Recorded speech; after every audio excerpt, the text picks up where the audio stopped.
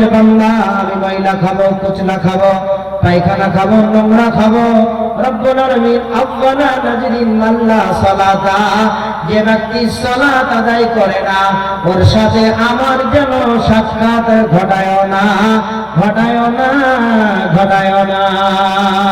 পৃথিবীর সবচাইতে নিকৃষ্ট পরিমাণের প্রাণী আপনি সালাত আদায় করেন না, নামাজ আদায় করেন না, তার জন্য আল্লাহ সুবহানাহু ওয়া তাআলার একদম প্রকৃত সৃষ্টি জীবের ভিতরে নিকৃষ্ট সৃষ্টি জীব যার সম্পূর্ণতা হারাম আপনাকে দেখে ঘৃণা করে। নবীজি বলেন মান তারাকা সালাতা মুতাম্মিদান ফাকাদ কাফারা বাইনা রাব্বি বাইনাল কুফরি ওয়া তারকুস সালাত। আপনার ছেলে আপনার বাড়িতে ঘুমিয়ে থাকে আর আপনি মসজিদে দাঁড়িয়ে নাড়তে নাড়তে যান, আর মসজিদে গিয়ে আপনি নামাজ পড়ে আসেন আর আপনার ছেলে বাড়িতে থাকে, জি শুনে রাখেন আপনার ছেলেকে মারেন, মারার অর্ডার আছে সালাত আদায় করবার জন্য। এবার আসেন একটা হাদিস থেকে কথা শোনায়। মাদ্রাসার ব্যাপারটা ওর ভিতরে কিছু জড়িয়ে থাকবে, মাদ্রাসার ব্যাপারটা কিছুটা জড়িয়ে থাকবে। আল্লাহ রাসূল বলছেন জান্নাতের ভিতরে একটা জান্নাত থাকবে, ওই জান্নাতের ভিতরে তিনটে প্রকারের মানুষ থাকবে। আমার ওয়াজটা বুঝতে হবে আপনাকে। আল্লাহ নবী বলছেন কি, ইন্না ফিল জান্নাতি গুরফাতান ইয়ারা যাহিরুহা মিন বাতিনহা ওয়া বাতিনুহা মিন যাহিরুহা।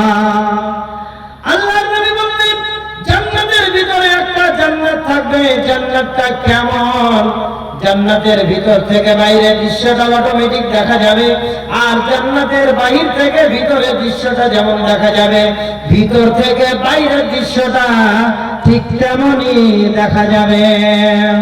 এবং জান্নাতের ভিতরে তিন শ্রেণীর মানুষ থাকবে। নাম্বার 1, আ'আদাল্লাহু ইতামাত্তাম, যারা ইতিম মিসকিন অসহায় মাদ্রাসার তালমিদেরকে যারা খাবার খেতে দেবে ওরা ওই জান্নাতের ভিতরে থাকবে। আমি বেশি জনের কাছে চাইবো না, তারা ওই জান্নাতের ভিতরে থাকতে চান। আপনার মায়ের নামে, আপনার আব্বার নামে, আরে আপনার আব্বা থাকবার জন্য এমন একটা জমি রেখে গেছে যার দাম 2 কোটি টাকা। আপনার আব্বা আপনাকে সুঠাম দেহ তৈরি করে দিয়ে গেছে, আপনার মা আপনাকে বুকের রক্ত পান করিয়ে আপনাকে এই বিহারের মাটিতে রেখে গেছে, আর আপনার মা আজকে কবরের ভিতরে শুয়ে আছে। আ'আদাল্লাহু ইত'আমুত্তাম, যারা ইতিম মিসকিন অসহায়দেরকে খাবার খেতে দেবে। আমি বেশি নয়, আপনাদের কাছ থেকে যারা এখানে বসে আছেন আপনাদের কাছ থেকে আমি অনেক দূরের মানুষ, কালকে থেকে লাগাতার কিষানগঞ্জের দিকে একেবারে আপনার 31-30 তারিখ আমি বাড়ি পৌঁছাবো। লাগাতার প্রোগ্রাম আছে আপনার জন্য, সব জায়গাতে দোয়া করব। তার মধ্যে মিডিলে আসামে আছে 2 দিন